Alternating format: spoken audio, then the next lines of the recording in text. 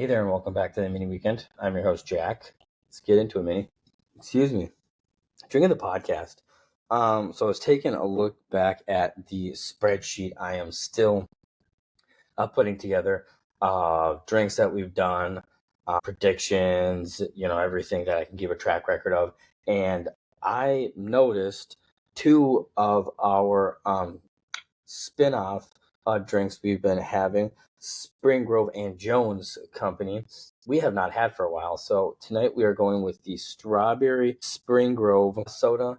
Thought we've done this one before as it looks familiar, and strawberry, I always enjoy strawberry flavored, but I went through everything so far. This is one of the a few things I have gone through on the spreadsheet so far and wasn't on there. So we're giving it a go tonight. And first reaction is I don't care for it. I like the flavor. It tastes very strawberry, but it's almost like a jam. It is thick. I can taste the syrup on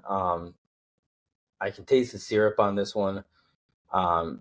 In the aftertaste. Yeah, like I said, I thought I was really gonna like this one. Don't particularly like it. It's just a little too rich, but more importantly, too thick for me. But that's just one man's opinion. So Spring Grove Soda Pop, for those that don't know, Spring Grove Soda Pop is actually located in, yep, you guessed, Spring Grove, Minnesota. It's approximately about an hour straight south of Winona, and mere, I think I looked it up, 8 to 10 minutes from the Iowa border. So for the southern listeners, if you've been there, let us know if it's worth the drive and checking out.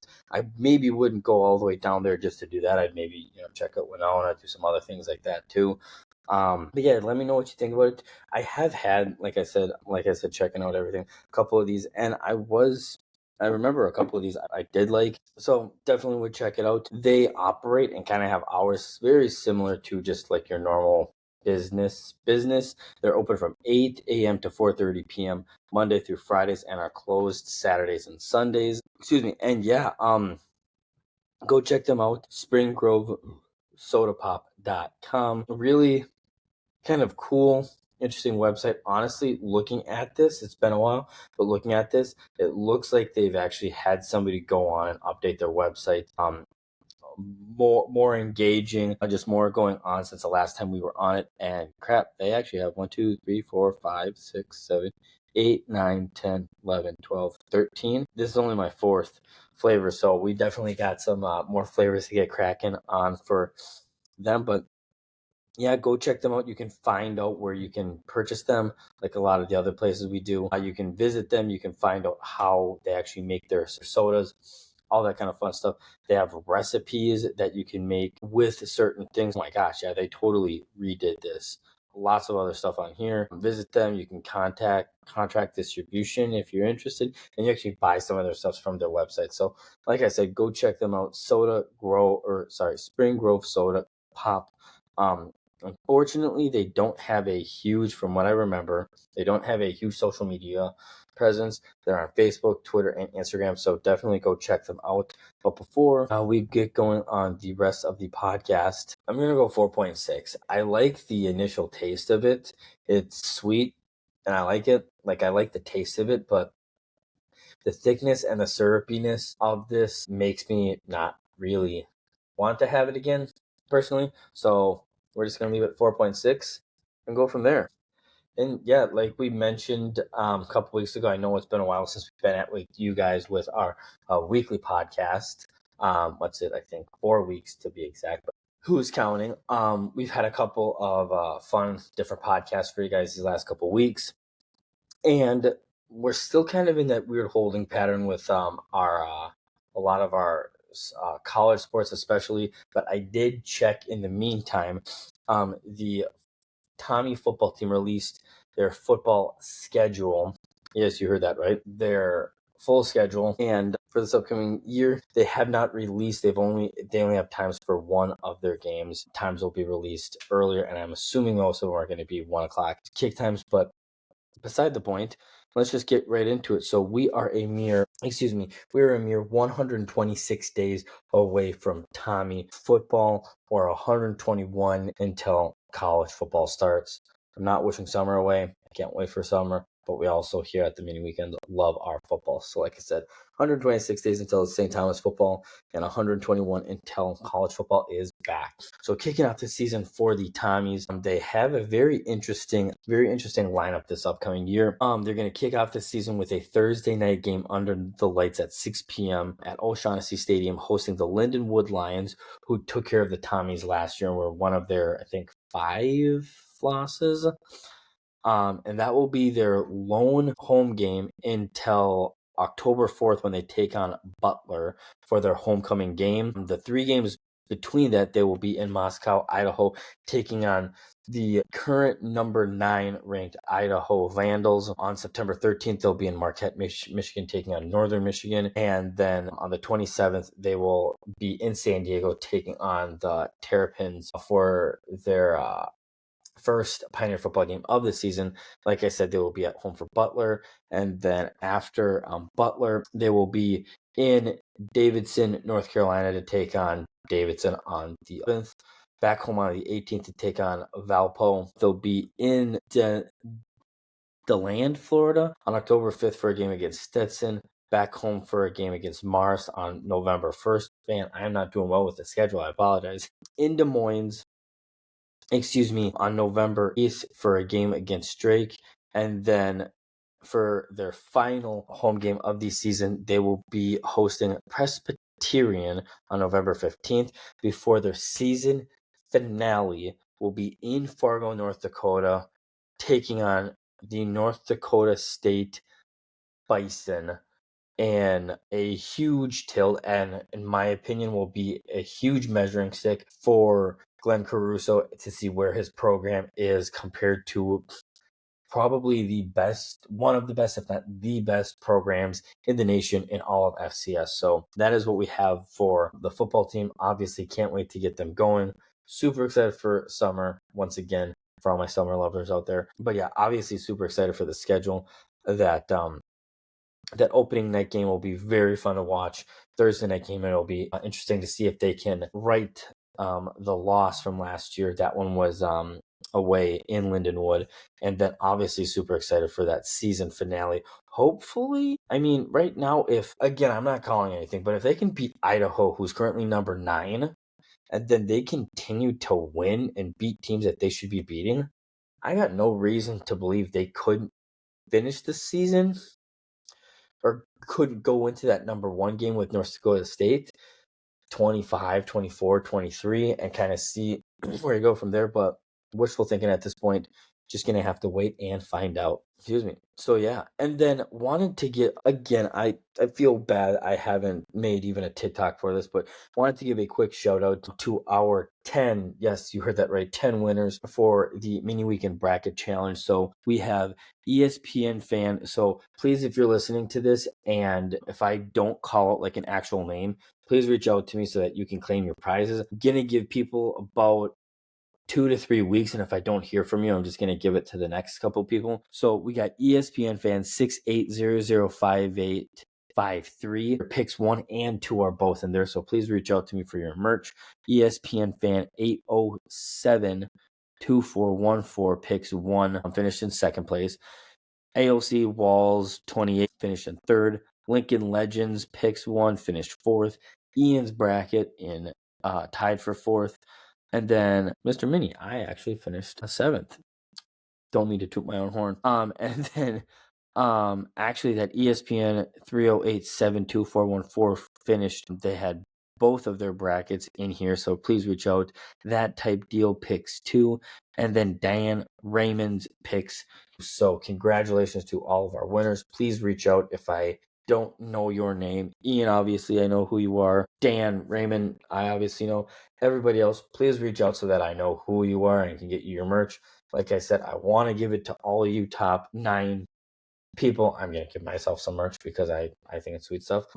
And if I don't, I'm just going to go down the line. So please reach out, get what is rightfully yours, and congratulations. Yeah, and then with that, decided not to do a truthfully podcast or truthfully segment tonight, but in place of that, backed by popular demand on a weekly basis, we will have up until football season, we will have at least one bet pick for you guys, like I said, by popular demand.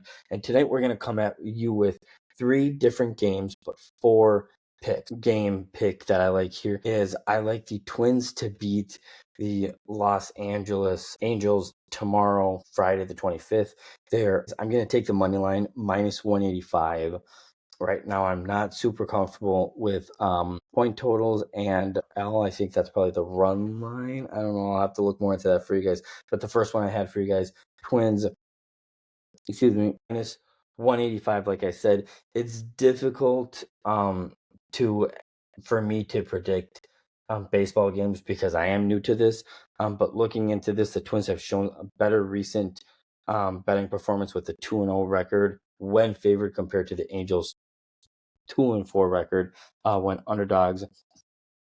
But the Twins' recent stats also indicate that they are a stronger team with a 5-5 record, 3.5 runs per game and 9 home runs, compared to the Angels' 3.5. 3-7 record. Recently, the Twins have had solid a record when favored, suggesting that they're more likely to win when they are the favorite. That's the big reason I like this. But right now, the Angels are just less favorable record and underdogs, and they, like I said, they have the worst record. They're averaging less runs per game, and overall, this team just looks in a bad place so far. I understand a lot of people are probably saying, Jack, the Twins don't look much better, and they don't. The Twins, like I said, recent batting performance and overall team stats make me believe that, like I said, don't know what the over-under is going to be, but I think they will come on top and get this win. I think, they probably should have been able to at least have a chance to beat the White Sox earlier today, but that's neither here nor there. So like I said, first pick in conclusion, take the Twins minus 185. Second game I like, our Lakers and Timberwolves. Game 3 tomorrow night. Can't freaking wait for this game. But let's be honest, the pressure was on the Lakers in game 2, as if they would have lost that game, that would have meant pretty much either a sweep or a gentleman's sweep. It was just a matter of time. The fact that they won, still, the Lakers are still on their back, on their heels, while the Timberwolves are in the driver's seat. With that, I was very disappointed with the Timberwolves' lack of effort in that game too. It almost seemed like from the get-go they were okay coming home with a 1-1 record, which kind of pisses me off. I really would have loved to have seen them go coming home, but that's beside the point. They fell behind early, as many as 22 points, 19 points in the first half, down by up to 22 points at the most throughout the game. They lost the rebounding battle 41-34, and their 3-point shooting with the Lakers really disappointed this last game. I anticipate that getting at least a little bit better in game 3. But with that, my first pick of this is going to be take the under, which is set at 206.5 right now. This series so far has been a dogfight with both sides struggling to really get their offenses going. The under has cashed in both postseason games so far, as well as the 4 regular season meetings. With this series lead on the line, I doubt either of these teams are really going to push and force too much, but I do anticipate the Timberwolves winning, as their first home game last year, they pounded the living shit out of the Suns to the tune of 35 points. Again, a Suns team that had Devin Booker, Kevin Durant, and Bradley Beal. So like I said, in this game, I like 2 picks. I like the under 206.5. And right now the game is currently at, sorry, I thought it was Minnesota minus 3.5, and take those 3.5 points. I do see this being a relatively close game. I think it'll finish somewhere 5 to 8 points, 5 to 9 points in favor of the Timberwolves. I anticipate us winning. But I don't think it's necessarily going to be a blowout. So, like I said, in conclusion, under 206.5, and then the Timberwolves minus 3.5 points. And then lastly, the only non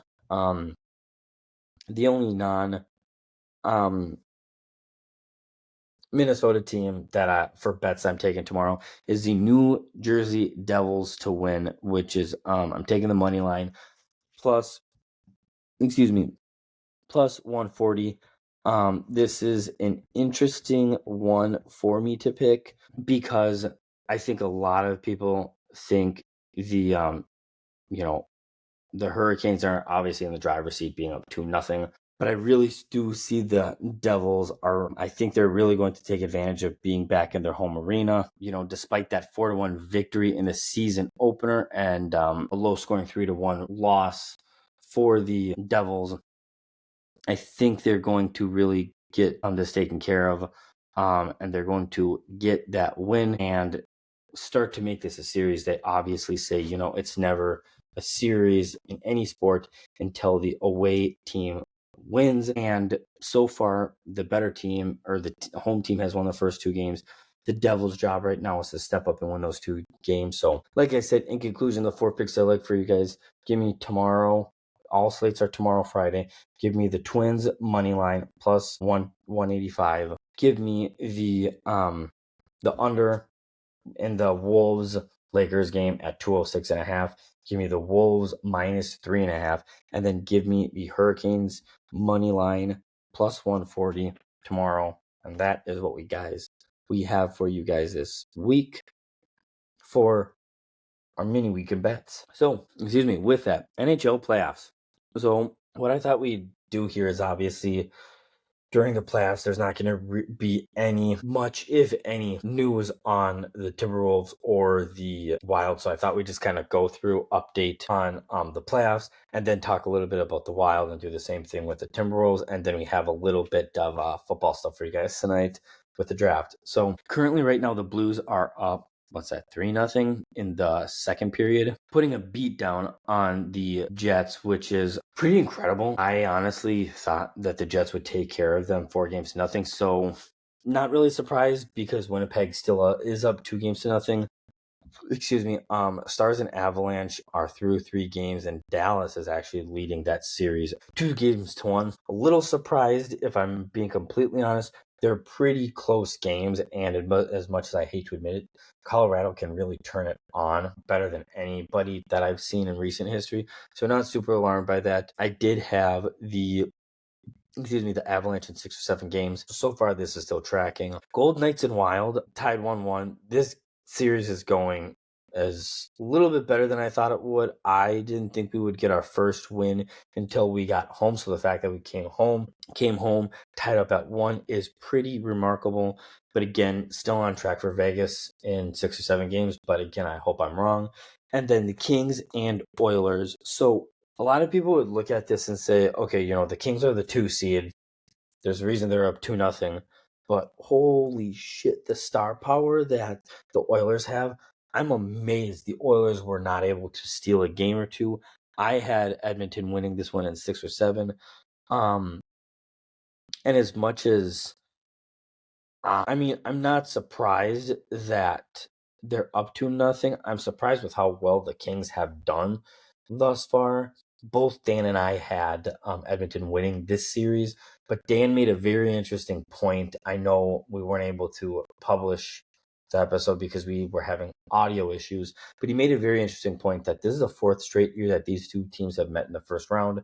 Edmonton took care of them all 3 years. So although the Oilers have more star power, there is something to be said that eventually the Kings are just going to get the better of them, and who knows?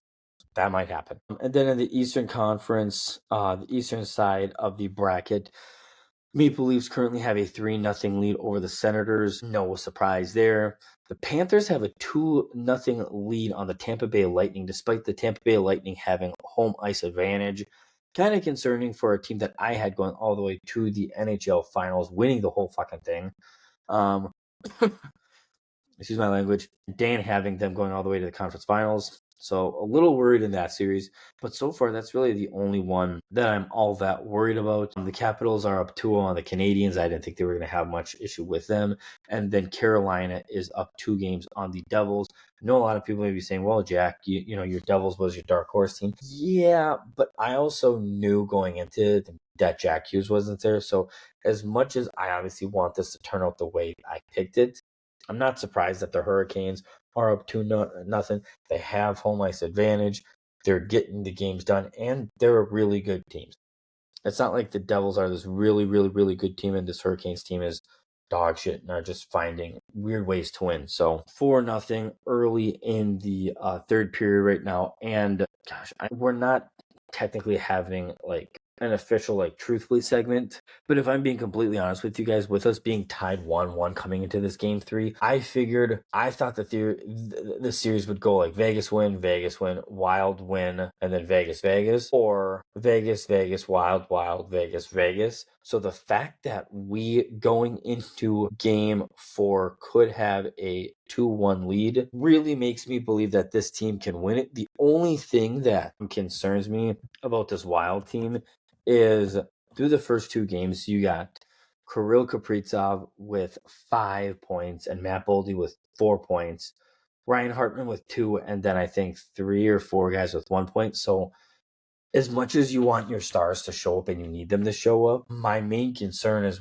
if they're going to be able to make a deep playoff run, when they're not having their best game, who is going to show up? Because these teams that win the NBA Finals or the Stanley Cup will have a couple of those games that, hey, their stars aren't playing the way they should, and there's an unsung hero. Right now, it's not really looking like we have an unsung hero. We're doing a really good job tonight. We're currently 2 for 3 on the power play, and I think we gave them 1 or 2 power plays already, and they are 0 for 2. So right now, we are playing the kind of hockey that we need to win this game and take a 2-1 lead. Because, like I said, as crazy as this sounds, being the guy that said Vegas was going to win this in 6 and 7 games, if we go into Vegas with a 3-1 lead, truthfully, I think we're going to win the series. Even though 2 of the last 3 games would be in Vegas, to win 2 of 3 games with your back against the wall is very, very, very hard to do.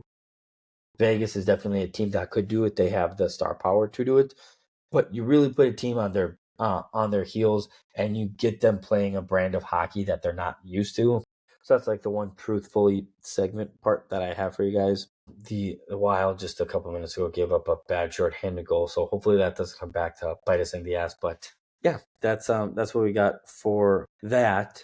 And then for the NBA playoffs, so far we got Oklahoma City Thunder up 2-0 on the Grizzlies. No surprise there. Even though Nuggets have home court advantage, series is tied 1. Not really concerned, but a little bit surprised. I thought coming into game 3 that there was a chance the Clippers would have a 2-0 lead. Lakers Timberwolves 1-1, tied 1-1.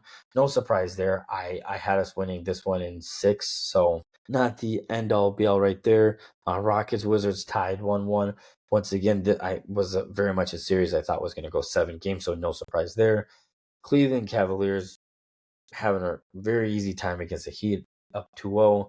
Indiana Pacers up 2-0 despite playing Damian Lillard in game 2. Didn't seem to help too much. And then Knicks Pistons only up 2-1. No surprise there, but this Pistons team there, outside of that first game, these last 2 games, they have very much impressed me. If Cat is as inconsistent in the playoffs as he has been for us the last 2 years, Pistons might have a shot to make it happen.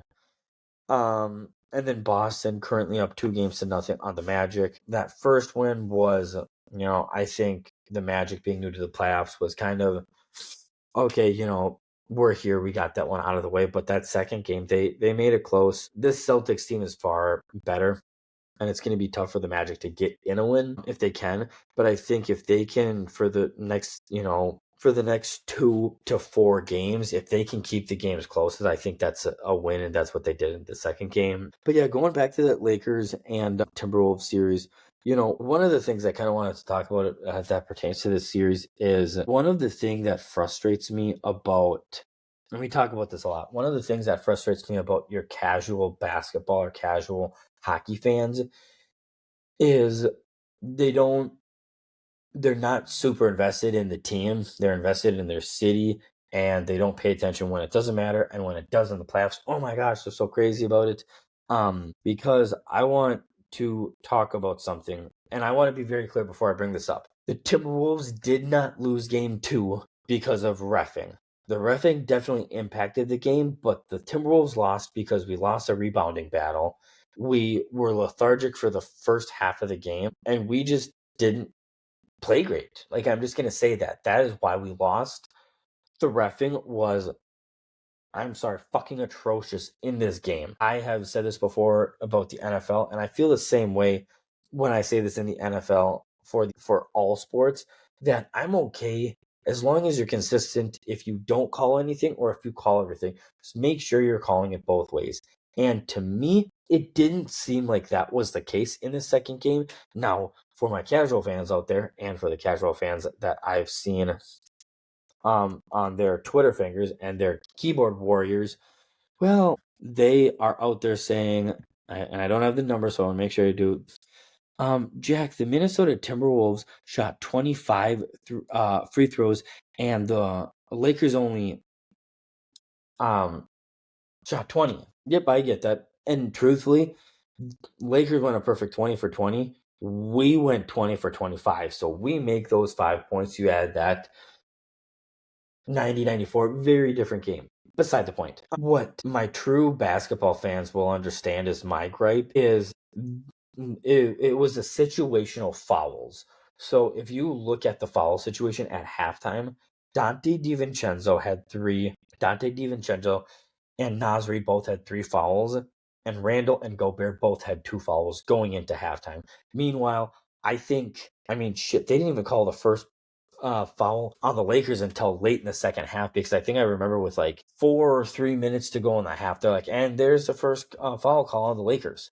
Like, I think there at the time at half, I think there were 3, maybe 4 calls on the entire fucking Los Angeles Lakers team, and just between 4 players, we had 10, and there were a couple other guys that had already gotten that. So the fact that the reffing put the Timberwolves in a situation where they were already having to put in Terrence Shannon Jr. in for a couple minutes, you're having to do some different things you wouldn't typically do, pissed me off. And the other part of it too is, for those that maybe don't know this, when you're driving the lane, that little push off that Luka does, you're not supposed to be able to do that. If you shove, look at the offensive foul by Dante DiVincenzo. If you shove when you're trying to step back, or if you're trying to drive, it is an offensive foul, and the guy does it every single time.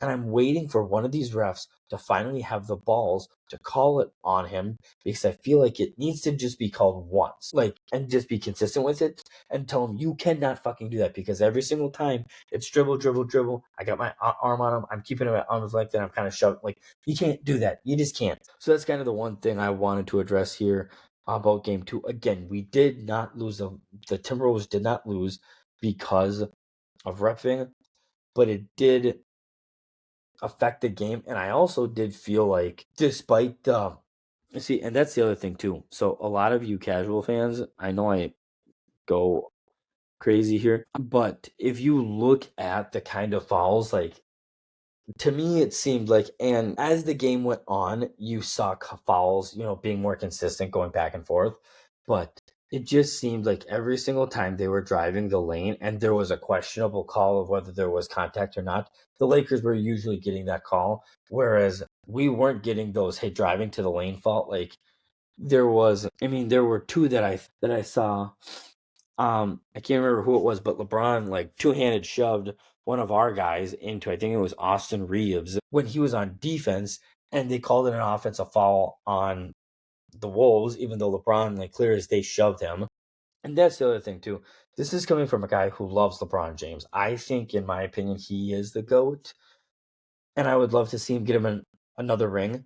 Just not this year. I think the Wolves, the more I watch them, have a good shot to actually do that this year. But his whining and his bitching, now that I'm seeing him going up this Minnesota Timberwolves team, it needs to stop. And he needs to get teed up for it. He gets away with a lot, and I think, again, I talk about this at length in any sport. You have to look at text and everything like that about, okay, if this happened to LeBron James, would I call it? And if that's the case, you should be calling everything. But again, I'm not against, in games 3, 4, 5, 6, 7, them calling everything or them calling nothing. I just ask for the consistency. If you're going to call the 50-50 stuff early on in the game on the Lakers, you got to call that early 50-50 stuff on the Wolves too. Like, and then if you realize at halftime, shit, we're calling way too much stuff, we have to be more, we can't blow everything, then you can adapt in the second half. But if you're doing one thing for one team, it is not a good look for you not to do the same thing for that team. So, yeah, that is what I have on that. Yeah, I think the Lakers are in a precarious situation here. Like the Vegas Golden Knights could potentially be by the time we're done with this podcast as well. I think if you're the Timberwolves, you have an amazing opportunity. You got to play the brand of basketball. You don't have to shoot an abundance of threes. Just be careful with the ball, limit the turnovers, win the rebounding game, and just keep it simple like they did in the first game. Let the game come to you. And again, we are the better team. Luka can't guard for shit. A lot of the shit he was doing, it got exposed to him a little bit. He is fouling a lot, and he's not a great defender. We need to play our brand of basketball, get hungry, and go take a 3-1 lead over this Lakers team.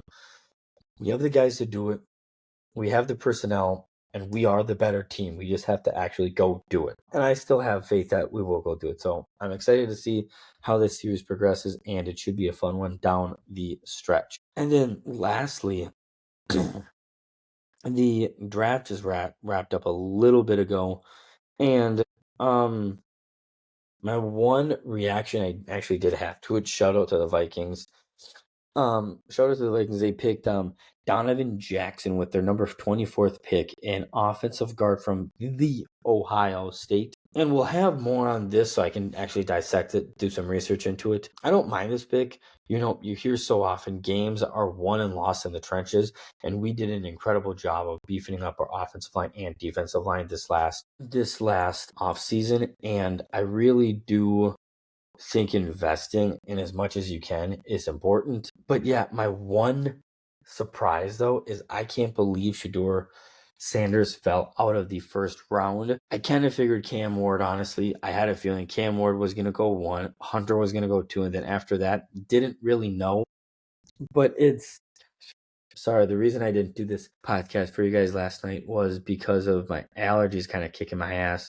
It seems like my eyes are getting the best of me right now, but we're going to wrap up here soon. So what was it?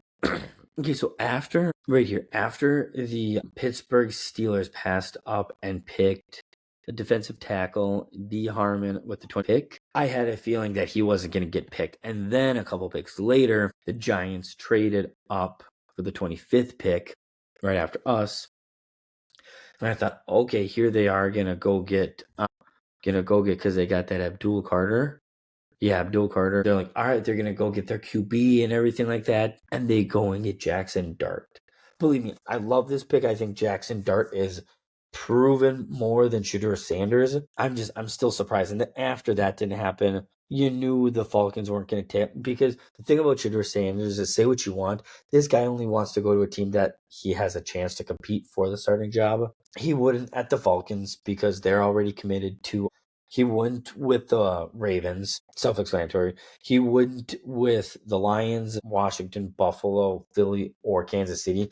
Because if I'm being completely honest with you, those 6 teams I just rattled off, from the Ravens all the way to Kansas City, those 6 quarterbacks are in my top 10 right now. So still cannot believe that happened. And it was also announced 20 days from today, 21 from yesterday, the NFL will be releasing the 2025 NFL schedule. So we cannot wait for those to come out. I got to go check out my predictions for some of those games that we tried to predict and see how many of those come true. Yeah, and then lastly, the Minnesota Vikings, all teams kind of within the last week set their dates for OTAs, mini camps, first days that they can be on and everything like that. And it's crazy to see some of these dates. The Vikings, their first date guys can be on campus getting treatment, rehabbing, working out, all that kind of stuff is April 21st, which was a couple days ago. OTA off-season workouts start as early as May 20th, and then mandatory minicamp is June 10th. So crazy to think that first day is already here, and OTAs and minicamps are not far away. So that is what we have for you guys tonight. Stay tuned. We're getting, like I said, our shop linked with TikTok. So if you're on TikTok and you're looking for some mini weekend merch, go check that out. The link's going to be up. I was waiting for like approval for them to do everything. So I think they said like 24 hours or something like that. So be patient. Go check that out. Go show some love. And till next time, Minny.